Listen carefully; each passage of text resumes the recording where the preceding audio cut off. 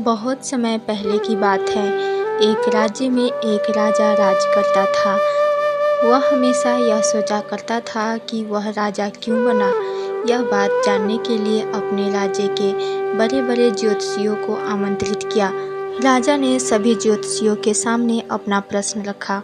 उसने कहा कि जिस समय मेरा जन्म हुआ था उसी समय बहुत कोई को जन्म हुआ होगा, लेकिन मैं ही राजा क्यों बना। इस प्रश्न का उत्तर वहाँ उपस्थित कोई भी ज्योतिषी नहीं दे सका।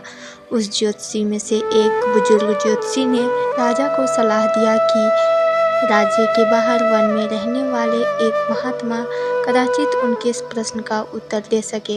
राजा बिना समय गंवाए उस महात्मा से मिलने वन की ओर चल पड़ा। जब राजा ने उस वन में गए तो उस महात्मा को देखा कि वे महात्मा अंगारे खा रहे हैं। राजा यह सब देखकर बहुत ही आश्चर्य में पड़ गया। उस समय राजा की प्राथमिकता बस अपना प्रश्न का उत्तर जानना था, इसलिए इधर-उधर की बात किए बिना राजा ने उस महात्मा से अपना प्रश्न किया। राजा के प्रश्न सुनकर उस महात्मा ने कहा कि राजन, मैं अभी भूख से बेहाल हूँ।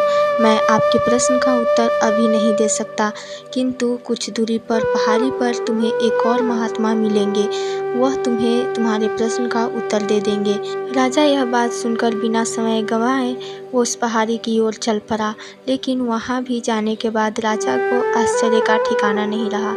वहाँ वह देखता है कि वह महात्मा चिमटे से अपना ही मांस नोच-नोच कर खा रहा है। सब देखने के बाद राजा ने उस महात्मा से भी यही प्रश्न दोहराया। तब उस महात्मा ने कहा कि राजन, मैं तुम्हें इस प्रश्न का उत्तर नहीं दे सकता। अभी मैं भूख से तड़प रहा हूँ। इस पहाड़ी के नीचे एक गांव है। वहाँ 5 वर्ष का एक छोटा सा बालक होगा। वह कुछ समय पश्चात ही मरने वाला है। तुम उसको मरने से पहले जाकर अपने प्रश्न का उत्तर जान लो। राजा वहाँ से जल्दी उस गांव में गया और उस बालक से मिला और उस बालक से अपना प्रश्न रखा। राजा के प्रश्न सुनकर वह बालक जोर-जोर से हंसने लगा। एक मरते हुए बालक को हंसते हुए देखकर राजा चकित रह गया, किंतु वह शांति से अपने पूछे गए प्रश्न का उत्तर जानने के लिए बैठा रहा। उस बालक ने कहा, राजन, मैं, तुम और वो दोनों महात्मा जिससे तुमने पहले मिला है, हम चारों भाई थे। एक दिन हम चारों भाई जब भोजन कर रहे थे तब एक महात्मा आकर हम लोगों से भोजन मांगने लगा। तब बड़े भाई ने कहा कि मैं तुम्हें अपना भोजन दे दूंगा तो क्या मैं अंगारे खाऊंगा। साधु ने तथास्तु कहकर आगे बढ़ गया। तब वह दूसरे भाई के पास गया। तब दूसरे भाई ने भी कहा कि मैं तुम्हें यदि भोजन दे देता हूँ तो क्या मैं अपना मांस खाऊंगा। साधु ने उसे भी तथास्तु कहकर आगे बढ़ गए। आज वह अंगारे खा रहे हैं और एक मांस ही नोच कर खा रहे हैं।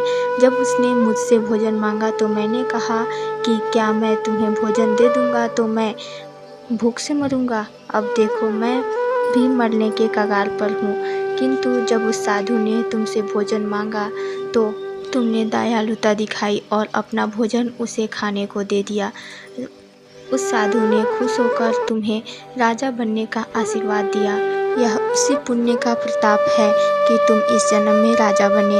इतना कहकर वह बालक मृत्यु को प्राप्त हो गया। राजा को अपने प्रश्न का उत्तर मिल चुका था। वह अपने राज्य की ओर चल पड़ा। कहानी का निष्कर्ष, अच्छे कर्म का अच्छा फल मिलता है और जहाँ तक संभव हो सके दूसरों की सहायता करो।